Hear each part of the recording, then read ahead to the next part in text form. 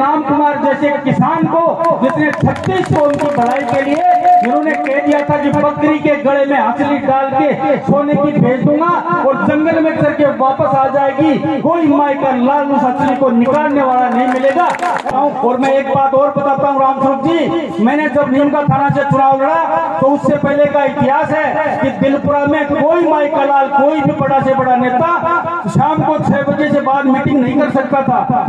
भगत और जीर माता की भगत अगर आदेश करें तो मेरी औकात क्या है, मैं निश्चित रूप से आपके गांव में आऊंगा और उस गांव में आके भोग लगाऊंगा।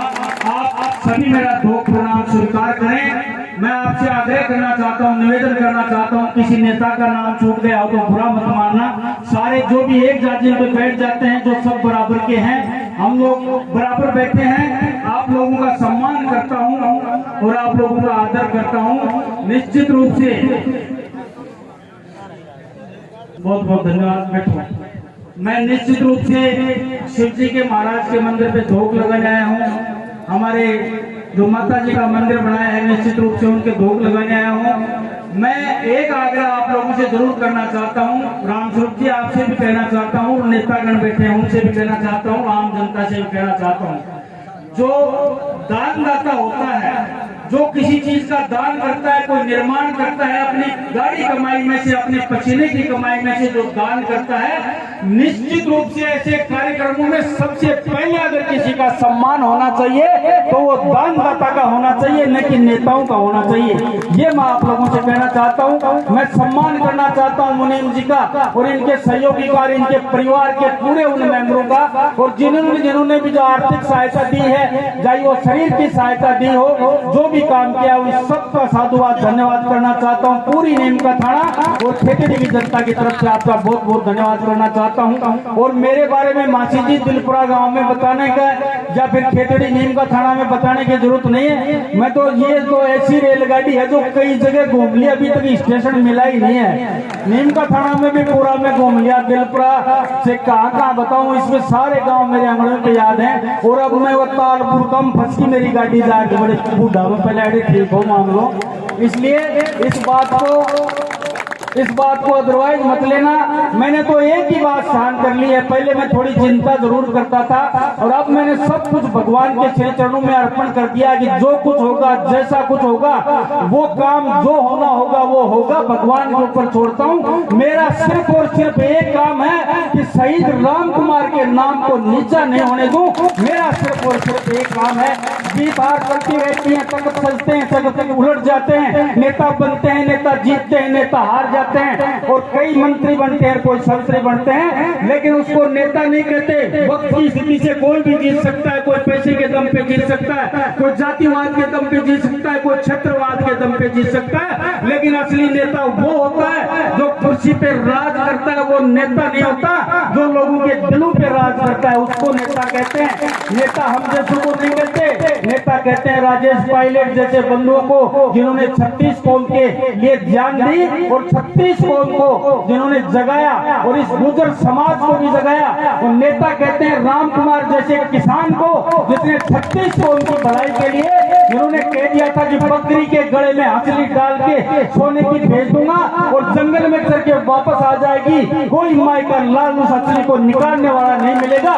ऐसे को कहते हैं नेता। हम तो वोटों के लिए घूमते हैं, हम नेता नहीं है, हम आपके सेवक हैं, बुजुर्गों के बेटे हैं, नौजवान साथियों के भाई हैं। हम नेता कहलाने के लायक नहीं है। जो समाज को अच्छा दे देंगे, जिस दिन समाज के लिए 36 कौम के लिए जिस दिन अच्छा कर देंगे, उस दिन हो सकता है आपकी नजरों में नेता हो जाएं। आज की तारीख में आपके वोटों के भिखारी हैं। और मैं तो यहाँ के हर बच्चे को जानता हूँ। कुछ चेहरे ऐसे हैं जो बूढ़े जरूर हो गए, कुछ ने मुझे पहले जवानी में देखा था, मेरा भी चेहरा बदल गया, लेकिन एक एक गांव दिलपुरा के जो आसपास के लोग हैं, मैं हर गांव को, हर घर को जानता हूं। और मैं एक बात और बताता हूं रामस्वरूप जी, मैंने जब नीमका थाना से चुनाव लड़ा तो उससे पहले का इतिहास है कि दिलपुरा में कोई माई का लाल, कोई भी बड़ा से बड़ा नेता शाम को 6 बजे से बाद मीटिंग नहीं कर सकता था, क्योंकि हरियाणा बॉर्डर करना ही पड़ा है।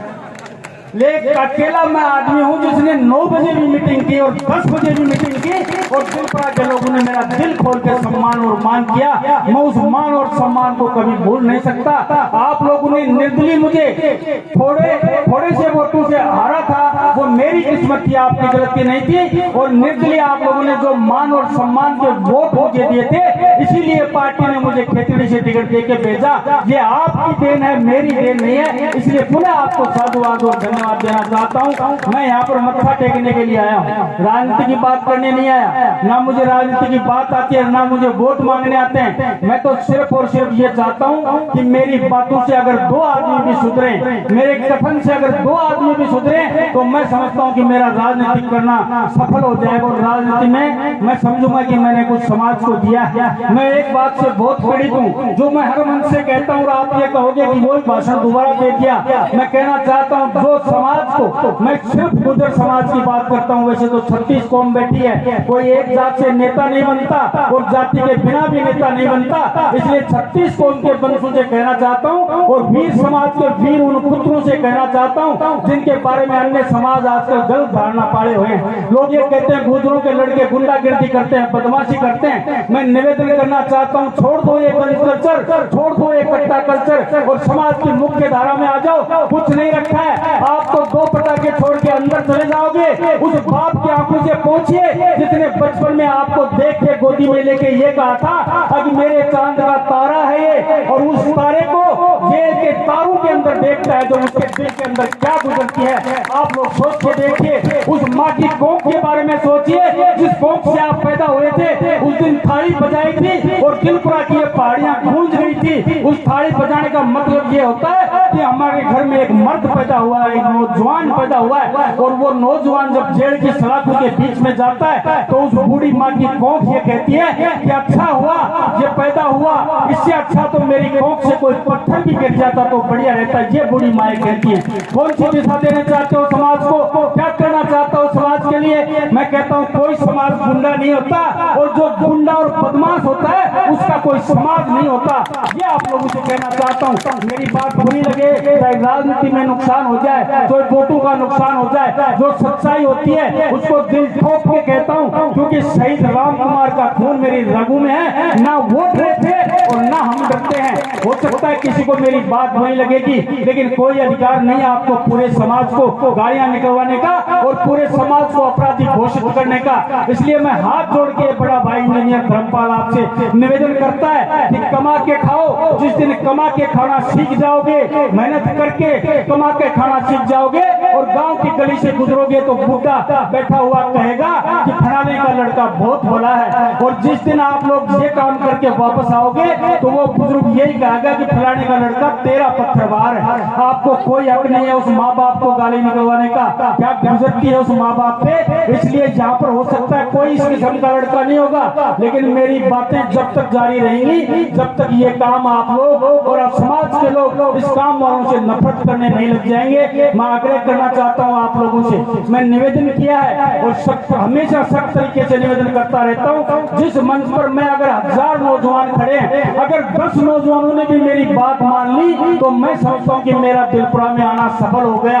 आप लोगों से आग्रह करता हूँ, निवेदन करता हूँ, आप लोग सुधरो और मुख्य धारा में चलो। फिर देखना मान और सम्मान किस तरीके से मिलता है। मान और सम्मान ओहदे से नहीं मिलता, मान सम्मान पैसे से नहीं मिलता, मान सम्मान नेता और मंत्री बन जाओगे तो भी नहीं मिलता। इस संस्कारी भारत में मान सम्मान उसी नौजवान को मिलता है जो बड़े बड़ों की सेवा करता है, माँ बाप का सम्मान करता है और बहन बेटी को इज्जत की नजर से देखता है। उस नौजवान को सम्मान मिलता है। पैसे कितने ही कमा लेना, कोई गर्ज वाला आपको सलाम करेगा, सही आदमी आपको समाज में सलाम नहीं करेगा। चाहे कितनी बड़ी कुर्सी पे चले जाओ, काम करवाने के लिए आपको सलाम करेंगे, लेकिन मन से इज्जत उसी की होती है। जो संस्कारी नौजवान होता है, मन से इज्जत उसी नौजवान की होती है। इसलिए युवा साथियों, आप लोगों से आग्रह करता हूँ, मुख्य धारा में और इज्जत कमाओ, परिवार की इज्जत बढ़ाओ, गांव की इज्जत बढ़ाओ, अपने माँ बाप की इज्जत बढ़ाओ। ऐसा कार्य करो कि आपके पे शर्मिंदा नहीं होना पड़े।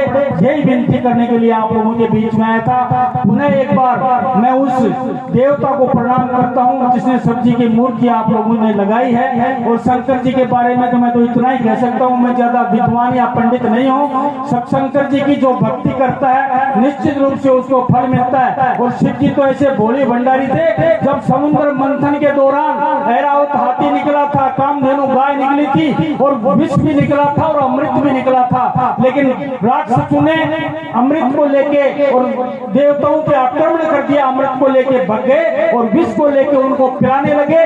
जब सारे देवता शिव शंकर जी के पास गए कि राक्षस हमें विष पिला रहे हैं, तो उस विष को लेकर शंकर जी ने अपने ही मुख में धारण कर लिया, उसको कंठ में रोक लिया। इसलिए शिव जी को नीलकंठ कहा गया, क्योंकि जहर के कारण उनका कंठ नीला पड़ गया था। इसलिए उस नीलकंठ को भी प्रणाम करता हूँ। माँ भवानी के श्री चरणों में प्रणाम करते हुए आयोजकों को पुनः एक बार साधुवाद और धन्यवाद देते हुए, आप लोगों ने मुझे सुना, आप लोगों ने मान और सम्मान दिया, निश्चित रूप से मैं आपका जन्म धन्यवाद कर ऋणी हूँ। इन्हीं शब्दों के साथ अपना कथन समाप्त करते हुए अपनी वाणी को विराम देता हूँ। सबको राम राम, बहुत बहुत धन्यवाद।